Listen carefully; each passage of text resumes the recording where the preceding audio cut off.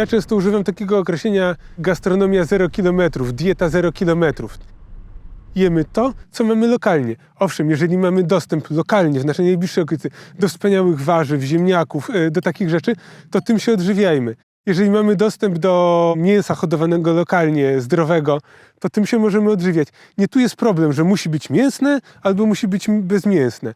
Chodzi o to, że powinno być lokalne, powinno rosnąć na słońcu wszystko, powinna być ta dieta różnorodna. Wtedy będziemy wszyscy zdrowsi. Generalnie jesteś zadowolony z uprawy w tym roku? Z warzyw?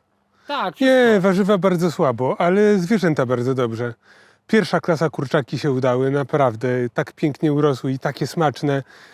Gęsi całkiem fajnie, z tymi indykami ostatecznie fajnie wyszło. Owce rewelacyjnie. Także zwierzęta bardzo dobrze, rośliny słabo. Ale dlaczego? Bo suszy? Bo susza. Mhm. Tak, tak.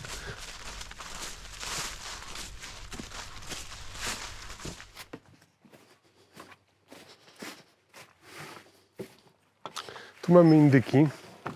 Młode, które się wylęgły w tym roku. One się późno wylęgły, bo się wylęgły dopiero w sierpniu. Więc jeszcze są pod lampą, ale już zaczynają się trochę inaczej zachować. Są prawie dorosłe, są opierzone. Myślę, że jeszcze tydzień, góra 2 i wypuszczam je do dorosłych indyków. Bo indyk ma tak, że jest w młodości bardzo, bardzo delikatny i jak kończy 9-10 tygodni, to jakby mu ktoś tak przełączył przełącznik. Nagle robi się super odporny na wszystko. No i tak jeszcze im z tydzień, 2 brakuje do takiej odporności. Jak one są opierzone, już stają się dorosłe, ale zaczynają się inaczej trochę odzywać, inny głos wydają, więc widzę po nich, że już prawie to jest ten moment. Na razie muszą być w odchowalniku pod lampą. W lato nie ma tego problemu, bo jest ciepło i siedzą indyczki u matki pod skrzydłem, słoneczko na nie świeci. Jak się wylęgną w maju, powiedzmy w czerwcu, to się akurat odchowają do jesieni, dopóki jest ciepło. Ale one się wylęgły w połowie sierpnia i dlatego muszą być dogrzewane.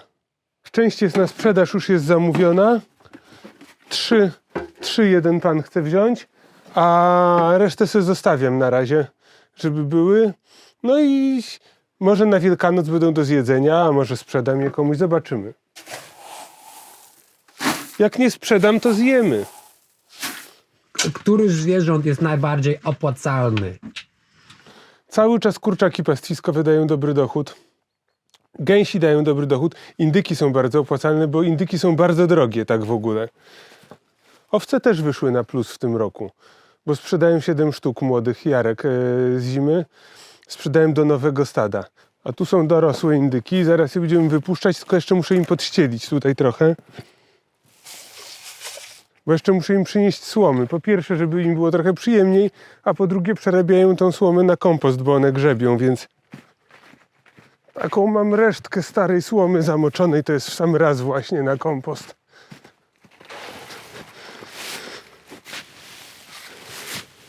A robisz to codziennie? To? No nie, co 3-4 dni, raz w tygodniu, jak zgrzebią już tak dobrze, no to wtedy dopiero im następną. No i teraz je wypuszczam.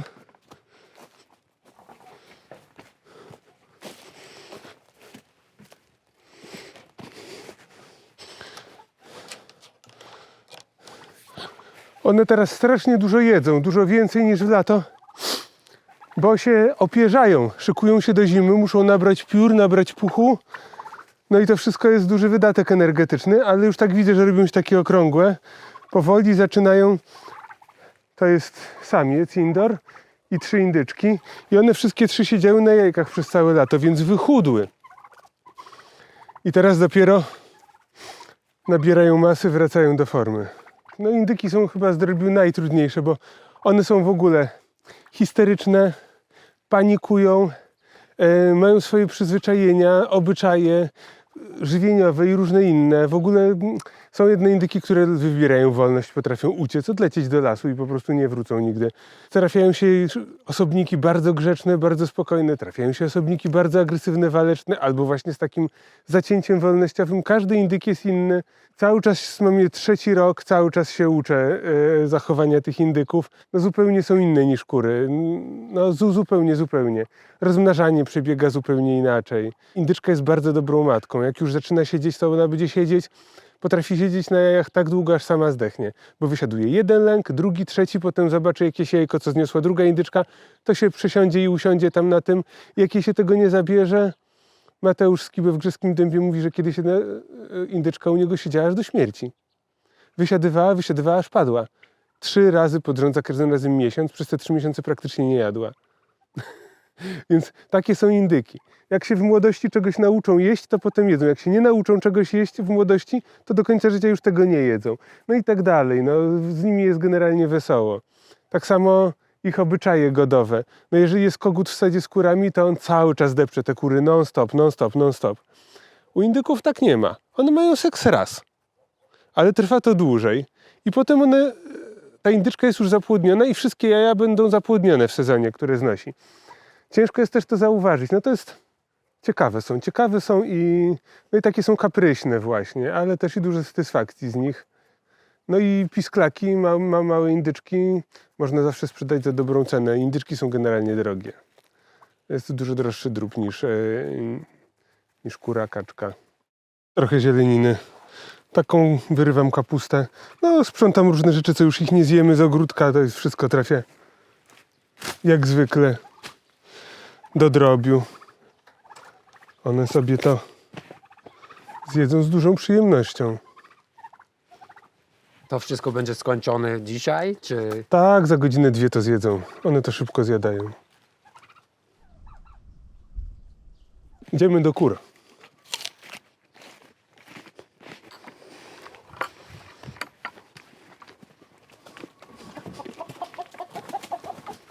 To jest jedna kura, która postanowiła spać na drzewie i nie wchodzi do kurnika w ogóle. Nie będzie zmarnąć? Nie, jak widać. Może jak się mróz zrobi, to zacznie włazić, ale póki co nie jest zainteresowana. No i tym kurom tak samo. Ziarno jako podstawa żywienia, plus dostają odpadki kuchenne, plus zieleninę. Teraz na jesieni to jest tego dużo, no bo się sprząta ogródek, więc wszystkie jakieś ich chwasty i to, z czego my nie zjemy, to wszystko trafia do kur. A masz więcej kur teraz? Czy Tyle samo, a nawet trochę mniej. Przede wszystkim to muszę wymienić kury, bo te są już stare. Więc te powinny pójść w zasadzie wszystkie, może z wyjątkiem tych kilku tegorocznych, zeszłorocznych, tegorocznych jest mało, są 2 chyba.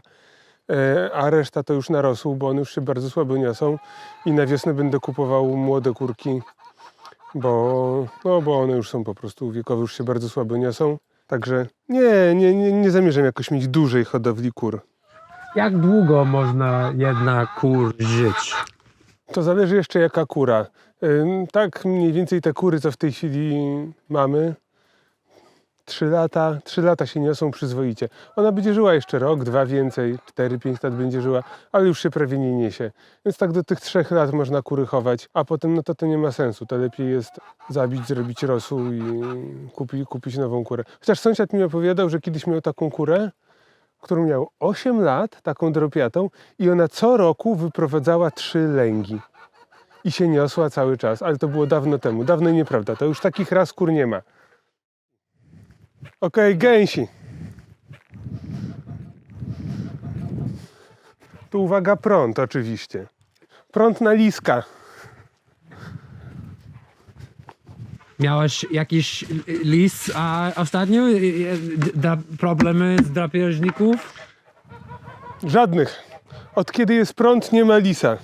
One są wszystkie mniej więcej podobne. Jedne są troszeczkę lepsze, drugie są troszeczkę gorsze, ale nie ma takich aż dużych różnic. Czy są drogi? One są dosyć drogie. Ale warto. No taka siatka starsza na wiele lat i jest to wygodne, bo to jest tylko napięcie, które jest rozprowadzone. Prąd płynie dopiero w momencie, kiedy się to uziemia.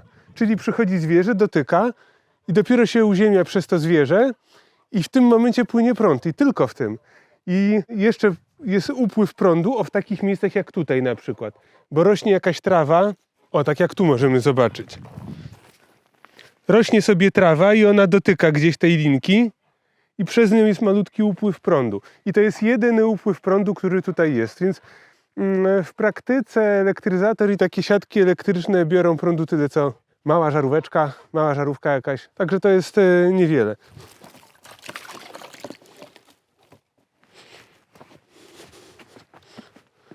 I wypuszczamy.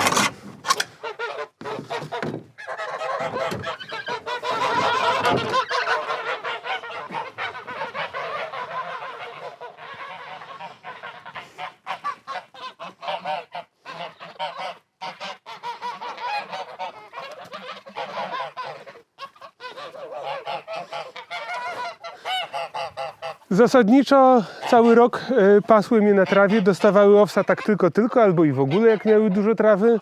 No a teraz na jesieni dostają więcej owsa. No i to jest ta chwila, kiedy przyjdą już tylko na owiec. Jeszcze z tydzień i będę im dawał po prostu do oporu, nielimitowany, tak żeby mogły jeść tyle, ile chcą do oporu. I teraz się robią zimne noce i gęś się otłuszcza. I ona na takim owsie sobie pobędzie 3-4 tygodnie, do grudnia powiedzmy, do końca listopada. I wtedy będzie najsmaczniejsza i najtłustsza. I widać, że są 3 gąsiory. To te największe, ten z przodu jest gąsior, tam jest gąsior i tam 4 nawet. I reszta gąski. A to są te same, które widziałem 4 miesiące temu. Tak, tak. Ale, bo oni byli malutki. Tak, no ja je takie kupiłem takie. Takie były malutkie. Dobra gęś, gąsior, tusza 5 kilo może ważyć. 4-5 kilo. W ciągu jednego roku. 6 miesięcy. Nawet może trochę krócej czasami. Zależy jak się karmi.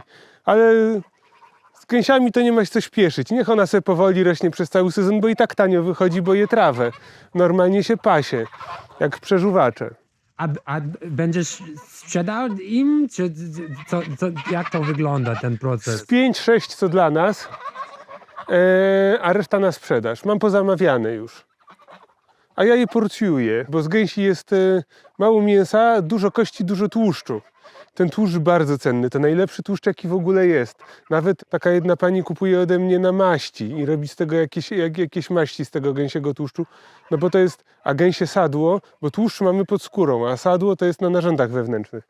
Sadło jest w ogóle wyjątkowe, ma właściwości lecznicze, więc się zbiera oddzielnie. Stużki trzeba obrać. A powiedz mi, kiedy jest czas, żeby im zabić, czy robisz to wszystko z tej pióry i tak dalej? Bo to wydaje tak, mi się, że to jest skubać. skomplikowane. No, ręcznie skubać gęś to jest 2 godziny, ale mam skubarkę, więc idzie trochę szybciej. W tej chwili z tą skubarką wychodzi mi łącznie zabicie, skubanie, patroszenie, czyszczenie, jakąś godzinę na gęś. Czy mają jakąś hierarchię? Mają. No te gąsiory widać, że tutaj przewodzą. To jest gąsior, ten co idzie tutaj. Tamten jest gąsior. No i co jeszcze robię? Jedzenie stawiam im przy drzewie jednym, a wodę mają przy drzewie drugim. I cały czas siedzą albo przy jedzeniu, albo przy wodzie. Tam, gdzie siedzą, zostawiają odchody. I w ten sposób nawozi się jedno drzewko, nawozi się drugie drzewko. A cały rok oni są tutaj w tym samym miejscu? Czy... Tak. Nie mam dla nich żadnego odchowalnika. Gęsi są dosyć odporne na chłody, tak samo kaczki, więc biorę je troszeczkę później do odchowania, takie malutkie. Nie wczesną wiosną, tylko powiedzmy na początku lata albo w maju, jak już jest ciepło. I przez pierwsze kilka dni tylko żarówkę grzewczą, ale to dosłownie 3-4 pierwsze dni i to im wystarcza i w tej budce od samego początku. Także one są cały czas na świeżym powietrzu.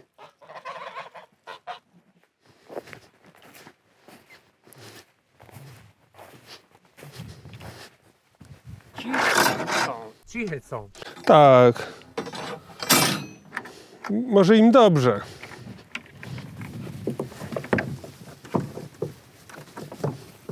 Trzeci dzień są na tej kwaterze i powinienem tak naprawdę trzymać je tu tylko 1 dzień. Tu jest masa trawy, ale jest już zadeptana. I powinienem je tu wpuścić na dzień, góra 2, ale nie przepuszczałem ich dalej, bo chciałem tobie pokazać, jak wygląda następny kawałek pastwiska, zanim te owce tam wejdą. Więc je przepuszczę dzisiaj wieczorem na następną kwaterę, ale jak mamy, to jest właśnie dobrze pokazać, na czym polega wypas kwaterowy, dlaczego dobrze jest je kwaterować i przepuszczać. Mamy taką sytuację jak tu. One tu już mają niewiele w tej chwili do zjedzenia, mimo tego, że tu jest masa jeszcze tego, co tu rośnie zielonego, to jest dla nich jeszcze na 3-4 dni. Ale one tego nie zjedzą, bo to zadeptały i zasikały. I teraz powinno się je przytrzymać tutaj dzień, góra 2, żeby zjadły po wierzchu i idą dalej.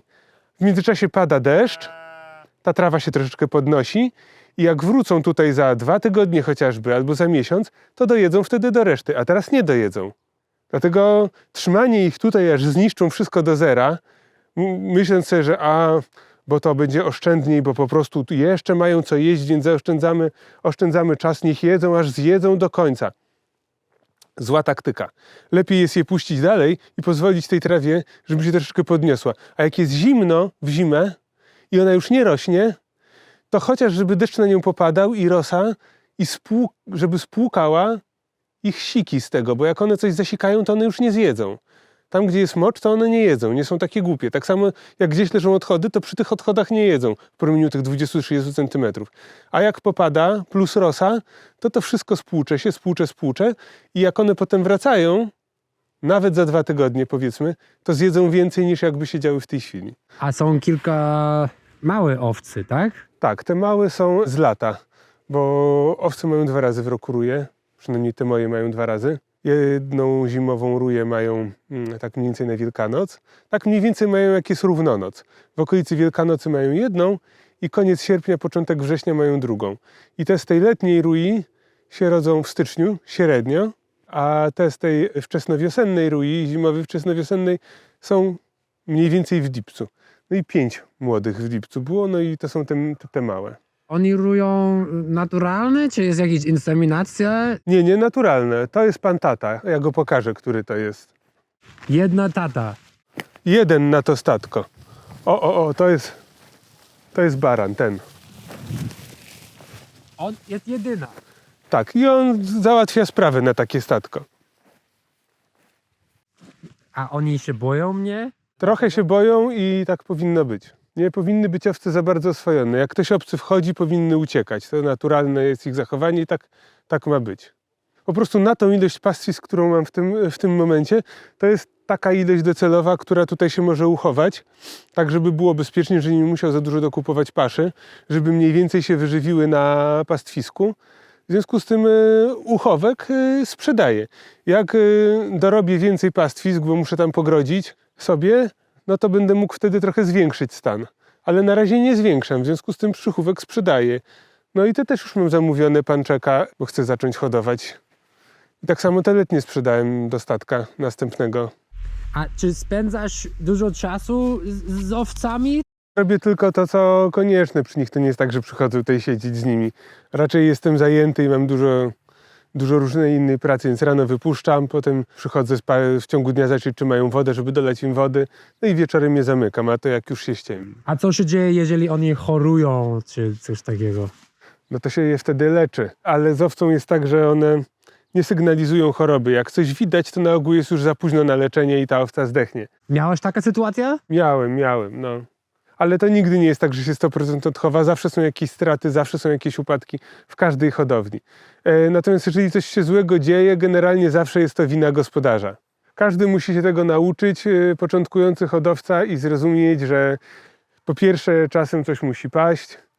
Czasami poza tym, nawet jeżeli jest zdrowa sztuka, miałem jedną sztukę bardzo zdrową i dobrze rodziła, to była kolejna jej ciąża i zawsze te jagnięta zdrowe, a raz coś poszło źle i mimo, że asystowałem przy tym porodzie i wyciągnąłem tego jagniaka, to go w końcu wyciągnąłem martwego i ta owca się zakaziła poprzez pępowinę i za 2 dni zdechła, mimo tego, że przyjechał weterynarz i dostała zastrzyki i antybiotyki wzmacniające, to już było za późno.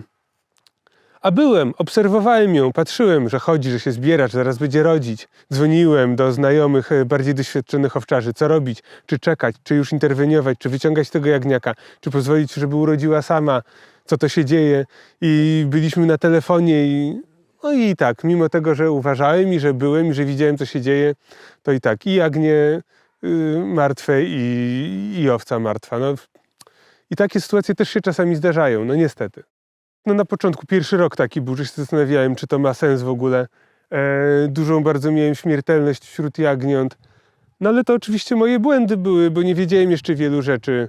Nie wiedziałem na przykład, że trzeba suplementować selenem, a to jest podstawa. Bez selenu to nie są góry i hale, gdzie są bogate tereny w mikroelementy, tylko u nas tu na nizinach, a w szczególności na gruncie porolnym, trzeba im mikroelementy suplementować. Teraz niedawno, w zeszłym tygodniu, dostały wszystkie selen w zastrzykach, dlatego mają takie niebieskie ślady. Bo mam farbę w sprayu, robię zastrzyk z selenu i znaczek na grzbiecie, żeby widzieć, że ta już dostała. I robię to w środku w tej budce, żeby mi nie uciekały, łapię po jednej. No i wszystkim zrobiłem zastrzyki, jagniętom, żeby wzmocnić, a matkom po prostu, bo one tracą dużo selenu w trakcie ciąży. I taką dobrą praktyką jest w połowie ciąży, w 2/3 ciąży ten selen im podać. One są zdrowsze, w związku z tym łatwiej rodzą i rodzą zdrowsze jagnięta, no bo te jagnięta, które się rodzą, też dostają przez pępowinę przecież ten selen, więc się rodzą od razu zdrowsze. A teraz to nie złapie żadnej, nawet jakbyśmy chcieli, bo za szybko biegają. Jak szybko oni mogą biegać? No tak, żeby uciec, żebym ich nie mógł złapać. Jeszcze owce nie są aż tak popularne w Polsce. Ja nie widzę owcy na innych gospodarzy. W ogóle to ostatnie kilkadziesiąt lat to jest ogromny spadek pogłowia owiec. Kiedyś było dużo więcej. Wiele osób hodowało owce na wełnę. Jak się upowszechniły tworzywa sztuczne i polary, to przestało się opłacać hodować na wełnę owce. I wtedy zaprzestano hodowli, przede wszystkim. Wełna była na tyle drogocenna i skóry na kożuchy, że bardzo często mięso owcze wyrzucano jako odpad, który był niewiele warty w porównaniu ze skórą i z wełną. Takie były czasy. A w tej chwili na wełnę nie ma popytu. Na mleko w zasadzie, no na mleko może i byłoby, ale skomplikowana jest hodowla owiec na mleko. O wiele prostsza jest taka na mięso. A wiele osób utrzymuje owce, tych ras takich prymitywnych albo szerstnych, w ogóle bez wełny, na tak zwany użytek ekologiczny, żeby utrzymywały teren w dobrej kondycji, żeby zgryzały roślinność, żeby zapewniały żyzność, zostawiały odchody. Owce przerabiają trawę na granulat. Cały czas. Cały czas przerabiają trawę na nawóz. Czy myślisz, że oni są zadowoleni tutaj? No Ale raczej co tak. to jest być zadowoleni, tak? No właśnie, co to znaczy zadowolony? Mówi się, że zadowolone zwierzę, szczęśliwe, to jest takie zwierzę, które może w pełni realizować swoje naturalne zachowanie. Rozwinąć swój naturalny behawior w pełni. Naturalnym zachowaniem dla drobnych przeżuwaczy jest po pierwsze przebywanie w krajobrazie cały czas, bez budynku. Po drugie dostęp do paszy, takiej jaką naturalnie jedzą. Powinny mieć więcej paszy liściowej, ale będą miały z czasem, jak te wszystkie drzewa, co sadzę, urosną. Powinny móc się rozmnażać swobodnie i mieć ruje wtedy, kiedy chcą. I ich naturalnym behawiorem jest ucieczka przed drapieżnikiem. Jest przemieszczanie się, bycie w ruchu, co nakazuje im obecność drapieżnika. Więc dla poszczególnego każdego osobnika spotkanie z drapieżnikiem oznacza śmierć, ale dla nich jako populacji drapieżnik jest kluczowy, żeby je utrzymywać w dobrej kondycji. Bo jeżeli nie będą pod presją drapieżnika utrzymywane, to nie jest ich naturalne zachowanie.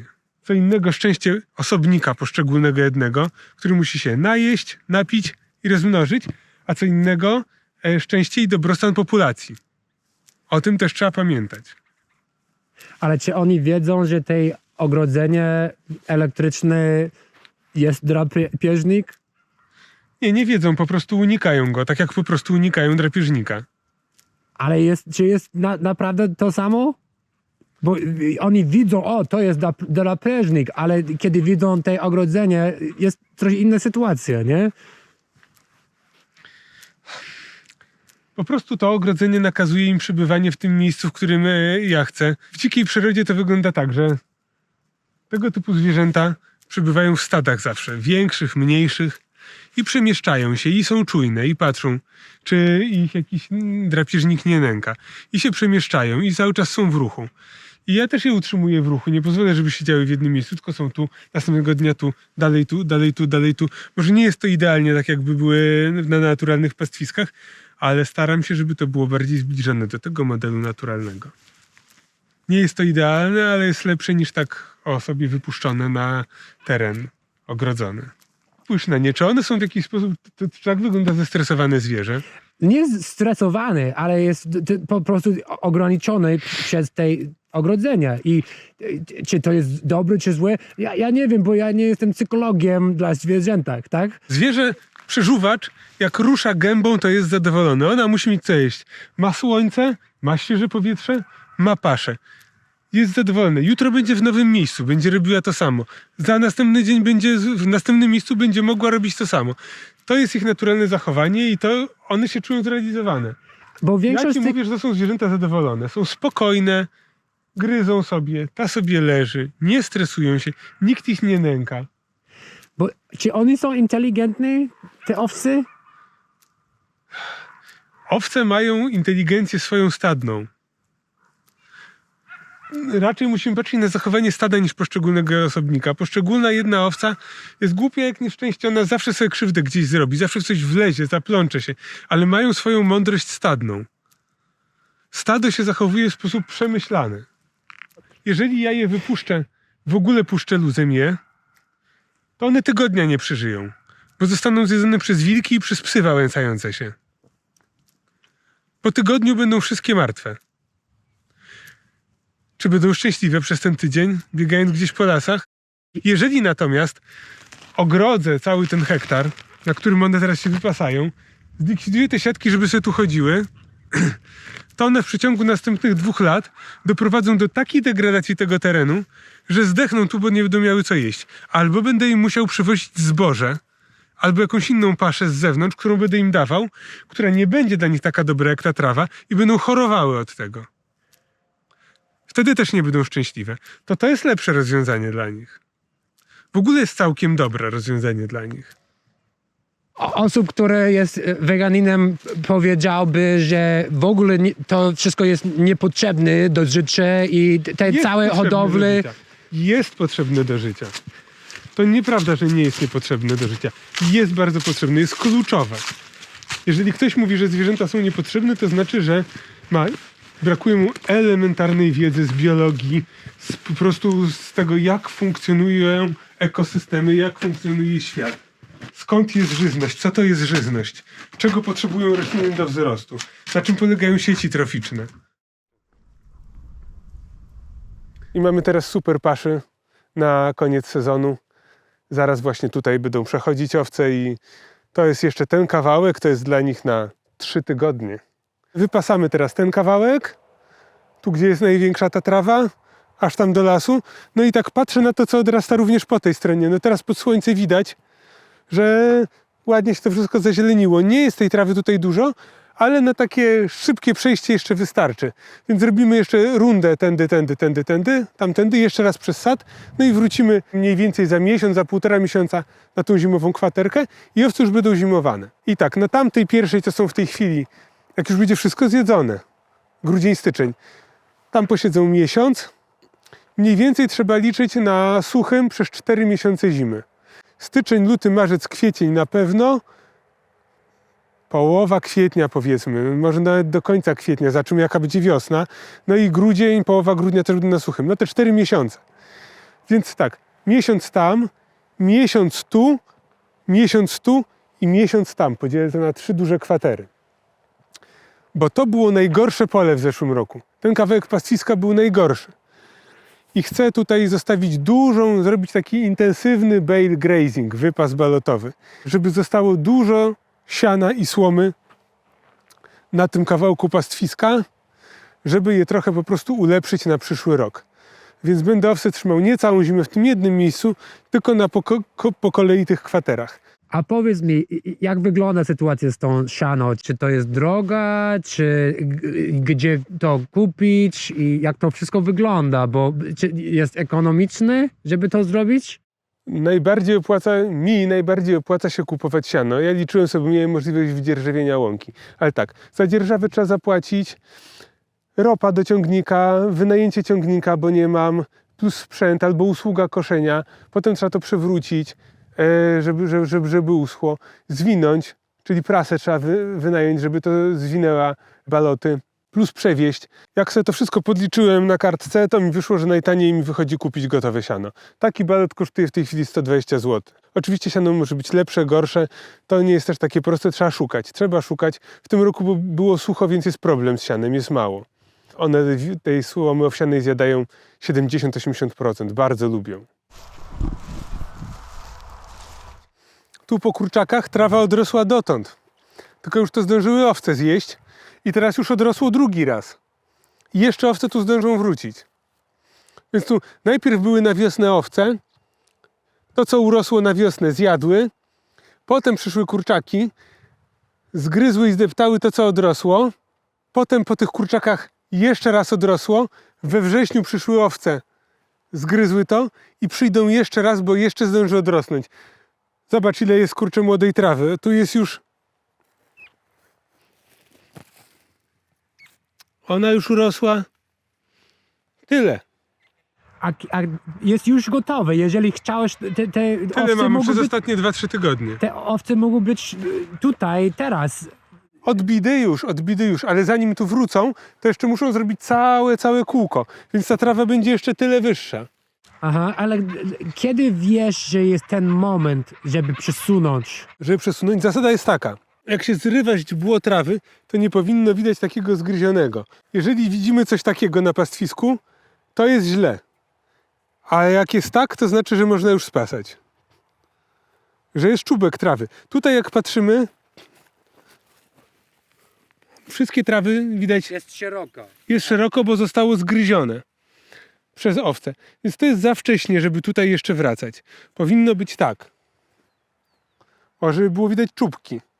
Jeszcze jest za wcześnie. Odbidy można by, ale to już jest zbytnim obciążeniem dla tych roślin, bo one nie zdążą skoncentrować jeszcze zapasów w korzeniach. One muszą się wzmocnić, rozbudować system korzeniowy po ostatnim spasieniu i dopiero wtedy zwierzęta powinny wrócić. Wtedy też jest największa, najbardziej pożywna jest ta trawa też w tym momencie. Ona jest zostawiona na przynajmniej ten miesiąc między jedną rotacją a drugą, do minimum miesiąc. I nic się nie dzieje. Ona rośnie sobie tak, jak sobie chce. Nikt tu nie chodzi, nie depcze, nie kosi, nie robi nic. Najważniejszy jest ten okres regeneracji, kiedy w ogóle... I wtedy mają tu czas, żeby pająki, muchy, owady, ptaki zdążą wyprowadzić lęgi. Najgorsze, co może być, to utrzymywać roślinność pod nieustanną presją, że to zwierzę cały czas przychodzi. To się dzieje, kiedy wypuszczamy stado na cały teren. I cały teren jest nieustannie utrzymywany pod presją. A idea wypasu kwaterowego polega na tym, że stado się jest przesuwane i każda poszczególna kwatera ma ten miesiąc, czasami 2, na regenerację, na odpoczynek, kiedy tam nie ma zwierząt. Nikt nie ingeruje. I może się odbudować cała szata roślinna. I populacja owadów i tak dalej. Są ludzie, którzy myślą, że każda forma hodowli zwierzęta jest źle, bo to wymaga dużo teren. I nawet jeżeli jest ta rotacja, to wymaga dużo teren, dużo wody i ten teren jest trawa i leży. I może lepsze dla środowiska byłoby, jeżeli to wszystko był jakiś dziki las, który musimy oddać do natury. Jest taka filozofia, żeby zostawić ziemię, żeby natura działa sama. I dobrze. po prostu, żeby ten teren był zamknięty dla ludzi i zostawić to i żeby... Ja wiem, rozumiem, ale to się nazywa, jest takie określenie, że to jest tak zwana ekologia porzucenia, że ochrona przyrody polegająca na tym, że porzucamy te ekosystemy, najlepiej, żeby tam nie było człowieka.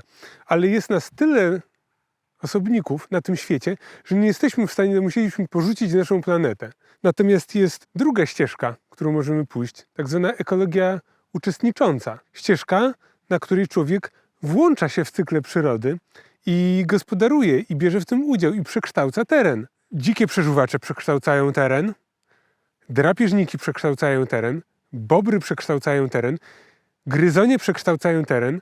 Każda grupa organizmów w jakiś sposób przekształca teren. Sosna przekształca teren, każda roślina w jakiś sposób przekształca teren. Człowiek też. I to nie jest problemem. Problemem jest to, żebyśmy my przekształcali ten teren w dobrą stronę. Tak, żeby on się stawał bogatszy, żeby więcej było życia, żeby był bardziej urodzajny, żeby był zdrowszy, żeby go nie niszczyć. Tylko żeby wspierać jego naturalną rozbudowę i wzbogacanie się. Rozbudowa naturalnego ekosystemu polega na tym, że jest więcej gatunków, że jest większa różnorodność, że warstwa próchnicza jest coraz większa, że jest coraz więcej życia glebowego, że jest cały system bardziej bogaty. Im jest bogatszy, im jest zasobniejszy, tym się szybciej kręci, tym jest zdrowszy dla wszystkich, tym jest więcej jedzenia. I to jest naszym zadaniem, tego typu budować systemy. I nie ma w tym nic złego, jeżeli my jakiś teren przekształcamy i zagospodarujemy, o ile robimy to mądrze i w taki sposób, żeby on był bogatszy.